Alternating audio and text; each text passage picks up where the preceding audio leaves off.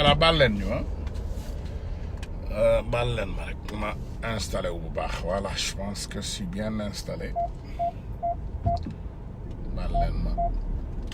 voilà donc mes frères et sœurs ñëwaat rek ci li nga xam ne moom la ñu doon wax léegi xam nga c'est bizarre la plupart des temps doomi yaram yi nga xam ne fekkewuñu woon Sénégal biñ koy tabax wala biñ koy defar wala seen maam yi bokkuñu ci woon wala fekkewuñu ko ñooñu bu ñu taxawee tey ñu ne dañuy wax ci histoire du Sénégal te ñu am loo xam ne mën nañ ko wax c'est la foutaise il faut sénégalais yi tamit nag qu'on soit conscient et qu'on soit grand ñu jël the high road bu ñu daanu ci piège bu ndaw pax bu ndaw bu ñu gas rek nga faxastalu ci daanu si loolu affaire u cuune la xam nga tey ndeysaan ce que vous ne savez pas comme je vous le dis toujours Dieu est avec nous Dieu est avec nous Dieu yàlla ñun la nekkal ba léegi yàlla il est avec nous parce que Macky Sall a réussi à manipuler les Sénégalais kilifa diine yi jóguñu kenn waxul mais il a fait une erreur technique il est sorti il a parlé de quelque chose qu'il ne maîtrise pas kilifa diine yëpp jóg jafru donc ça c'est de notre bénéfice donc loolu ñun nañ ko jël ñu utiliser ko de notre coin nañ ko jël ñu utiliser ko ci li nga xam ne ñun mooy suñu avantage mais bu ñu jël maanaam li ci bon ñu bugg koo jël continuer cee waxtaan déedéet nañu bàyyi mu reyante ak saay-saay yi nga xam ne ñoom par exemple tey Sénégal bi ñu leen soxlaa kenn jógul wax nañu bàyyi Macky Sall mu reyante ak ñi nga xam ne ñooñu lay reyanteel tey nous restons neutres et continuons notre combat du pétrole ñun nañu continuer suñu combat ressources naturelles yi nañu bàyyi Macky Sall mu reyante ak ñi nga xam ne ñoom la jàppanteel fi mu toll nii bu ci sénégalais yi dugg ñun bu ñu daanu ci piège bi parce que lui il a créé du polémique moom yaakaaroon na ne polémique bii mu créé nii c'était pour divertir les sénégalais mais affaire baa ngi dellu si waat ci kawam nañu bàyyi mbir mi continuer ci kaw Macky Sall ak ñoñoom ñun nañu concentré wu ci li nga xam ne moom moo doon suñu cible dès le début ñun c'est les ressources naturelles du Sénégal qui nous intéressent l'argent du Sénégal qui nous intéresse une fois je vais poser encore dinaa leen tegal léegi audio bi vidéo bi ngeen déglu ko c'est quelqu'un qui maîtrise le Sénégal malgré nag man d'accord ma ak politiciens yi de tous les côtés mais déglu leen Pierre Atepa Goudiaby mooy wax nii je ne suis pas d'accord de toutes les choses qu'il fait mais déglu leen lii dama bëgg ngeen déglu audio bi attentivement vidéo la dama bëgg ngeen déglu ko attentivement écoutez ce vidéo attentivement. Les Sénégalais qui m'écoutent ne doivent pas accepter ça. On est riche et on est pauvre. Pourquoi? Posez-vous les questions. Non, mais ça m'énerve, moi, quand je vois des choses comme ça. Et vous êtes là, vous dites oui, vous acceptez tout. Vous êtes les plus riches de la planète. Et vous êtes les plus pauvres. Ça ne vous pose pas de questions, ça? Posez-vous ces questions-là. Et quand je parle de la route de l'acier et de l'aluminium, je sais de quoi je parle. Je sais de quoi je parle. Quand je vous dis que la mine de la Falémé, j'espère qu'il ne l'a pas signé. Quand je vous dis que de cette mine-là, on peut tirer 315 milliards de dollars, personne ne m'a contredit. Quand je vous dis que dans le rayon de 960 kilomètres, il y a pour 27 milliards de minerais de fer, et qu'à côté, avec nos voisins des deux Guinées, qu'on a plus de 20 milliards de tonnes de minerais d'aluminium, qu'à eux deux, on peut avoir plus de 20 000 milliards de dollars. Alors, parfois je m'énerve parce que c'est tellement clair, c'est tellement net. Et vous ne vous posez pas ces questions-là. D'abord, vous les journalistes, allez sur Internet, mettez-vous en question. Parce que si on est pauvre, vous y êtes pour quelque chose aussi. Prenez vos responsabilités. Prenez vos responsabilités. Vous êtes en train de les prendre dans cette affaire-là. Hein? Vous êtes en train de les prendre. Mais allez au...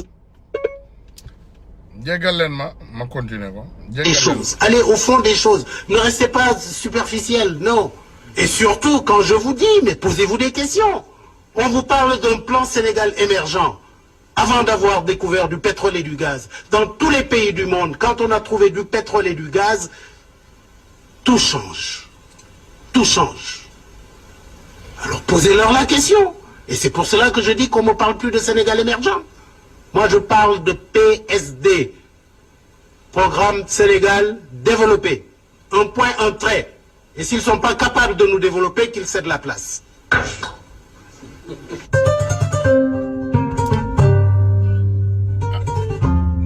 defe naa ngeen jéggal ma parce que comme c'est quelque chose qui m'intéresse et intéresse tous les Sénégalais baax na ñu ma tegalaat leen vidéo bi une fois. Tu as vu la vidéo, donc on n'a qu'à réagir comme des personnes qui ont vu la vidéo et comme des personnes qui savent ce qui s'est passé.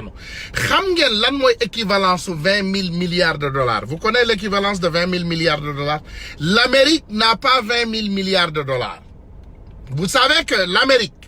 bi ngeen toog oh vraiment man Amérique laa bëgg a dem, Amérique laa bëgg a lii, Amérique laa bëgg a lële. Amérique amul 20 000 milliards de dollars. Amérique, États-Unis d'Amérique amul 20 000 milliards de dollars. Les Sénégalais aujourd'hui, moi je me demande, ñun ci ban àdduna la ñu dëkk, ñun ci ban monde la ñuy vécu, la ñuy dund. Ñun tey naka la ñuy toogee ñu xool un malhonnête comme Macky Sall qui continue non seulement à ne rien faire pour les Sénégalais, mais il continue à nous manipuler et à essayer de nous diviser et à essayer de nous divertir des vraies raisons. Sénégalais yi ba léegi ñu ngi ci wax ci ay Lat Dior, ñu ngi wax ci ay maanaam développement, ñu ngi wax ci histoire du Sénégal. De quoi on a foutre avec l'histoire du Sénégal en ce moment? Ñu ngi wax ci pétrole. Sénégal dafa am pétrole ak gaz ak fer. Donc on a assez d'argent pour ñu suqaliku, ñu génn ci ndóol. Déedéet Sénégalais yi ñu ngi wax ci ay voilà pétrole bi voilà non histoire bi suñu maam Lat Dior non suñu maam Seydi Alaaji Malick dafa bokkoon. Seydi Alaaji Malick dina teg reer seen kaw table dama leen ko laaj. Baay Laat Sëñ Touba Mohammed sallallahu alayhi wa sallam yonenti yàlla kenn képp koo leen mën a wax tey dina délivrer lekk ci seen kaw table mu teg ko fa. Non mais non, arrêtez de nous divertir. On s'en fout de quiconque. Bu leen ñu sonal. Xam ngeen lu tax ma dugal ci Mohammed sallallahu alayhi wa sallam parce que moom mooy gën ji mbindeef. Parce que xam naa ne li ma wax dama ko teg ci yar ak teggin. Je ne vous ai pas dit que par exemple tey su ma waxoon ci maam Alaaji Malick ñu ne voilà c'est un ibaadu la, su ma waxoon ci Sëñ Touba ñu ne voilà ibaadu la, donc du ma wax ci ñooñu. Ma continuer ne leen est-ce que ñun suñu prophète Mohammed sallallahu alayhi wa sallam wala yàlla mi nga xam ne dañu sàkk te ñuy ne wolof ngeen koy dégg ci kàddu yàlla bay sa tool ngeen defe ne yàlla dafa am ay société de délivrer yoo xam ne dañuy indi rek ay reer ñu koy délivrer di ko teg ci seen kaw table yi ngeen defe ne yàlla loolu lay def déedéet. Yàlla day may doomu aadama kattan may la xam-xam may la maanaam volonté pour nga dem lijjanti li nga xam ne moom nga soxla pour dund. Yàlla loolu lay def. Tey Sénégalais yi ñu ngi toogaat encore au 19e au 21e siècle in the 21st century ñuy waxtaan ci suñu pétrole ak suñu zircon ak suñu fer ak suñu gaz. Macky Sall di ñu wax histoire u Sénégal doomeeraam jooju xamoon na histoire boobu balaa tey. Pourquoi histoire du Sénégal bi bindu ko bi muy soog a nekk ci nguur gi lan mooy suñu yoon ñun ci histoire du Sénégal xam nañu ne de toutes les façons moom baayam bokk ci woon moom maamam bokk ci woon Macky Sall aucun des membres déglu leen histoire du Sénégal ndax di ngeen ci dégg ku sant sax Sall mu dekkoon buur déglu leen ko. Y avait pas un roi avec le nom Sall. Ngeen ñuy ngeen ñuy emmerder di ñu sonal. di ñu indil ay caaxaan di ñu indil ay malhonnêteté di bëgg a nelawloo Sénégalais yi yéen da ngeen yabaate c'est ça yéen da ngeen yabaate bu leen ñu fontoo il faut ngeen noppal ñu ci ay affaire histoire du Sénégal ku sa maam nekkoon jàmbaar xam nañ ko ku sa maam nekkoon jaam xam nañ ko ñii génn tey ñoom la seen maam yi nekkoon jàmbaar ñi génnul toog ci seen biir kër yi ñoom la seen maam yi nekkoon ay baadoolo ñoom la woon c'est les mêmes personnes. Sénégalais yi génn di xeex ñoom la seen maam yi nekkoon jàmbaar doomu jàmbaar yaa ngi génn xanaa xamu leen jàmbaar ci deret la jàmbaar ci deret la honnêteté ci deret la ñi seen maam juboon ñoom ñoo jub ba léegi ñi seen maam nekkoon ay bañkat billahi wallahi ñoom ñoo nekk bañkat yi ba léegi ñi seen maam nekkoon traître ñoom ñoo nekk traître yi ba léegi bu leen ñu sonal ça c'est clair c'est déjà montré et c'est clair loolu leer na wóor na dugg na ci seen biir bopp yi léegi nag ay ca nañu wax ci li nga xam ne moom moo intéressé Sénégalais yi bu leen ñu sonal ku bëgg a fii ñu xam ne sa maam jàmbaar la woon génnal nga wax ci pétrole bi nga génn nga wax ci gaz bi nga génn nga wax li nga xam ne moom moo nekkoon Lam Toro c'est sale bu leen ñu fonto ne vous foutez pas des Sénégalais y a des choses plus importantes que nous pouvons nu ma ko mën a waxee mu rafet que nous pouvons discuter aujourd'hui entre nous en tant que Sénégalais te du doon ay affaire u caaxaan nañu bàyyi ay affaire u caaxaan li ñu intéressé ñun bonne nouvelle Adama Gueye est libéré voilà macha allah Mame Bassène on est content de cette nouvelle boobu vraiment ñu ngi koy jaajëfal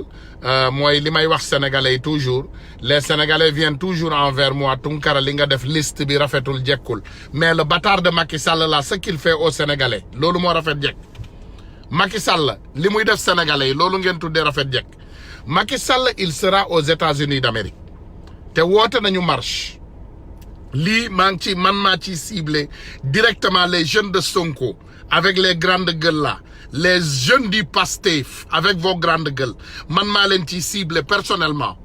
avec les grandes gueules bu ñu waxee ne ngeen Idi sàcc la reykatu nit la te fenkat la amul problème yéen a wax loolu donc avec vos grandes gueules là on vous attend le 24 incha allahu rabbi devant la maison du Sénégal ñu ngi xaar maison du Sénégal downtown Manhattan la nekk man maa fay jiitu te incha allahu rabbi grande gueule buñ fa gisul billahi wallahi tallahi bu ma ñëwaatee ci live bi di ngeen bañ seen bopp du n'est-ce pas on dit que c'est Sonko qui va changer le Sénégal c'est vous qui le dites c'est pas moi donc les jeunes de Sonko on veut vous voir en masse ces personnes de Idi qui disent que voilà Idi mooy ki jub Idi mooy kiy def lii Idi mooy kiy def lale on va compter toutes les têtes keroog buñ fa ñëwee dinaa compter têtes yi personnellement et je vais l'écrire te dinañ ko wax ci ay live ku ñëwul di nga dégg sa massacre bu ci yàlla àndee te billahi wallahi tallahi boo leen ñëwul sama diggante ak yàlla ak yonent bi man de Tunkara man je vais continuer à me battre pour le Sénégal mais du ma déggati benn nit ku dof buy ñëwate di wax ci ay live naan ma diw mooy kii wala diw mooy kële je vais vous dire tous d'aller vous faire foutre billahi wallahi tallahi lazim man xam naa ne du ma ko caaxaane bu soobee yàlla Sister Marie-Jeanne yow kenn waxu la yow moom tu es exceptionnel yow da nga spécial yow yàlla fi mu la sàkkee est-ce que sàkkaat na fa ñu mel ni yow nit ku gore brave bëgg réewam di xeexal réewam dafa am ay nit yoo xam ne ñun xam nañu leen ci xeex bi ba pare on vous connaît tous mais lii man maa leen ko woo billahi wallahi tallahi lazim boo leen génnul keroog sama diggante ak yàlla ak yonent bi boo leen fi déggaatee Sonko rek lu ma leen waxate bu leen ko gëm les jeunes de Sonko les jeunes de Idi keroog lañ leen di ciblé keroog la ñuy xam ku bëgg Sénégal ku ñëwul keroog di ñu dégg ku ñëwul di ñu dégg de ñun duñu woo personnellement benn doomu aadama di la wax dara mais ku ñëwati di wax waxu Sonko on te dira faites chier ku ñëwati di wax waxu Idi on te dira tu nous emmerdes ku ñëwati di wax waxu keneen dinañ la ne nga dimbali ñu ngi woowaa Sonko ñu ngi woowaa Idi di woowaa Malick Gakou dinañu compter les têtes on va compter les têtes des Sénégalais dinañu compter bopp yi lépp leer maa ngi nii ngeen jéggal ma jël heure bi ngeen jéggal ma tuuti rek ma jox leen heure bi exact parce que bugguma joxe information yu fausse baal leen ma joxe grand mi ngi nii grand Alioune voilà grand maa ngi lay jéggalu de dama la dugal ci live bi nii sans prévoir la mais parce que dañu bëggoon xam rek datu heure marche bi devant maison Sénégal parce que ñëpp lañ ci woo ku ñëwul keroog dinañ la siiwal donc loolu mooy lu leer. amul heure Sénégal ñëpp ñooy ñëw Macky Sall fu mu taxaw dañ fay taxaw on a 7 autorisations. voilà léegi maison Sénégal léegi autorisation yi mën nga ñu jox heure yi ak endroit yi s'il te plaît. autorisation yi ba léegi maa joxe heure yi puisque blocage laay bañ mais na ñëpp pare am nañu 7 autorisations fu Macky Sall taxaw rek danañ fa taxaw. ok léegi man dinaa jël information yi après ak yow ñu tas ko ci internet bi parce que ku ñëwul dinañ la siiwal lii amul affaire nitu Idi amul affaire nitu Malick Gakou amul affaire Sonko ku ñëwul daal ñun dinañu compter tête yi ñëw te dinañu siiwal ñi ci des loolu leeral naa leen. jeex na je vais voilà guerre bi ak sénégalais yi la guerre bi fi mu toll nii. du am na fi Ousmane nañu waxante dëgg am na fi parti yuy soob ñoo ëpp nit ñi ñoo te waa Pastef laay wax sax ñoo gagné New York te doo leen gis mukk lu mat 4 personnes ci marche. voilà lii bi ma koy wax grand bi dégguma yéen na ko déggandoo voilà ñun ñoo ko déggandoo Pastef c'est les jeunes Pastef ñoom ñoo ne dañoo bëgg Sénégal Pastef ñoom ñoo ne dañoo bëgg a changer Sénégal donc jeune Pastef yi nee naa leen une fois encore dinaa leen cibler cette fois-ci je vais vous cibler dinaa leen cibler personnellement te ku ñëw dinañu compter bopp yi ak yeneen jeunes yi yëpp nag yëpp. woo nañ ñëpp nag voilà gis nga le problème qui se pose du problème yi parti sax mais problème yi sénégalais yi ñoo war a génn moo wane seen frustration bi yoon man affaire bi waroo toog rek ne Ousmane Tounkara génn na ma place déedéet parce que li Ousmane di xeex da nga koo war a xeex loolu mooy dëgg xeex bi ñëpp la fi ne nii temps yi yéen a ngi ñuy tànqal ci kii yi xuloo fii parti bi yooyu arrangé wul xeex bi loolu mooy ñëpp jox xeex ak benn adversaire bi loolu mooy dëgg merci grand merci beaucoup vraiment léegi yow boo jotee date yi ak yooyu rek nga yónnee ma ko incha allah yëpp danaa la ko communiquer merci beaucoup merci grand moom daal fu mu ci taxaw danañ fa taxaw jërëjëf merci beaucoup wala fu muy dem danañu fekk ñu taxaw dinañu fekk yeel de yeel moom danañu fa fekk fu mu dem ay yeelu maamam danañ ko damm fu mu dem rek danañu fa fekk jërëjëf grand merci d'accord jërëjëf merci voilà donc benn bi nga xam ne déjà moom moo ma ci wóor mi ngi nekk Macky Sall bi muy dem Yale université la boo xam ne merci suñu Sénégal la voilà merci Marie-Jeanne vraiment comme ni ñu leen koy waxee nee nañu leen sénégalais yi la ñuy dégg toujours ku nekk naan sama parti mooy lii sama président mooy lële sama président moo ëpp nit wala sama président moo amul nit mais moi personnellement cette fois-ci on va cibler les sénégalais et on va les compter par personne par tête ku ñëw di nga ma dégg ku ñëwul di nga ma dégg loolu mooy réalité bi ku ñëw adduna bi dinañu xam ne ñëw nga ku ñëwul ñun dinañu wax adduna bi bu ñu kenn amerdeeti ku fi ñëwati bu Idi ay nitu Idi génnul on va attaquer personnellement Idi et ses personnes te bu ñëwee bu fi nit ñëwatee ne affaire Idi on va te mettre sur ta place même que Malick Gakou même que Issa Sall même que Madické Niang képp kuy candidat même que les karimistes et les wadistes ñëpp lañ ci woo ku ñëwul wallahi mu ne oublions nos appartenants politiques loolu waxtaan la rek yiyee man doxuma ci loolu dama ne on oublie les appartenances politiques d'accord mais si les citoyens sénégalais ne sortent pas ils seront ciblés loolu mooy dëgg bi parce que seen lammiñ la ñu yor ku wax rek ñu xas la ñu saaga la ne la seen candidat mooy lii seen candidat mooy lële bii yoon nag ñëpp lañ ci woo ki bëgg a Idi di nga ñëw xeex ak Macky Sall ki bëgg keneen di nga ñëw xeex ak Macky Sall te ku génnul billahi wallahi tallahi man di nga ma dégg te kenn mënalu ma dara dinañ la wax dinañ la siiwal ne la nga téye sa làmmiñ te dinaa la yàq balaa élection yi yow doo fi am dara ak ku mu mën a doon nag bu dee Sonko la sama diggante ak yàlla ak yonent bi dootul amati dara Sénégal bu dee Idi la dootul amati dara bu dee Malick Gakou dootul amati dara boo leen génnul ku sa candidat génnul man de dinaa ko def sama liggéey pour année bii di ñëw sama diggante ak yàlla ak yonent bi lépp lu nekk ci yow ñu leeral ko sénégalais yi xam ko te kenn dootuñu sonal voilà donc soxla naa am na ku ne Baye Fall mu ne ma jël ko xaaral ma jël Baye Fall après bu ma jëlee Baye Fall keneen ko defe naa yaa astu defe naa gis naa la sànq yow it bëgg naa laa jël donc bëgg naa jël Baye Fall su ma paree ci Baye Fall ñu dem ci Akhenaton voilà Baye Fall bu dee yaa ngi may gis man ngaa accepter demande bi jël naa demande bi noonu dugal naa ko mais bi yoon dina leer tout sera clair lammiñ yu rëy yeeg ku nekk sa candidat ku nekk nga ne yow lii la ku nekk nga ne yow lali la le journaliste Adama Gueye est libre encore information vérifiée encore avec notre frère Alassane Djigo merci Alassane donc vraiment defe naa gàcce ngalama à tous les Sénégalais qui ont fait partir ce banditisme au Sénégal te dootuñ ko nangooti journaliste bi Adama Gueye génn na donc ñu ngi leen di remercier donc yaay Fatou maa ngi lay jël yaay Fatou bu ma paree yaay Fatou Akhenaton vraiment je voulais te voir parce qu'on s'est donné rendez-vous aujourd'hui yaay Astou maa ngi lay jël su ma jëlee yaay Fatou Diop voilà voilà bismillah sister maa ngi lay nuyu gaynde Pastef maa ngi lay nuyu parce que dafa am lu leer loo xam ne waxtaanee naa ko te bëgg naa nga ngeen ñu concentré wu ci li nga xam ne moom mooy thème bi tey caay-caay bi nga xam ne moom la Macky Sall di doxal Sénégal parti politique yu bees yi mu bëgg a créer pour luubal alalu sénégalais yi pour nelawloo suñu xel yi ak marche bi nga xam ne moom la ñu woote bu yeboo nag ngeen woote wante fi mu ne nii marche bi ku ci génnul dinaa attaquer sa leader ku ñëwul fii nga génn ci marche bi di nga ma dégg ku génnul ci marche bi billahi wallahi tallahi di ñu dégg buggatuñu dégg kii mooy président kii moo baax ci Sénégal moo mën a changer Sénégal te bu wootee kenn du génn ku génnul ci marche bi bu dee nitu Idi yi ñoo génnul Idi dinañu dégg bu dee nitu Sonko yi ñoo génnul Sonko dinañu dégg bu dee nitu Issa Sall yi ku génnul daal man dinaa def benn mois 1 mois boo xam ne dinaa ko dédié ci yow ne sénégalais yi buñ la fal sax sàmmkatu xar man maa koy def ku mu naqari nag loo xam nga def mais ku bëgg sa leader na nga génn nga wane ko bi yoon incha allahu rabbi voilà. Parfaitement raison parfaitement raison yow laa àndal à 200%. voilà. parce que xam nga lu tax. voilà. Sénégal ñoo ko bokk te ñëpp xam nañ ni dara baaxul Sénégal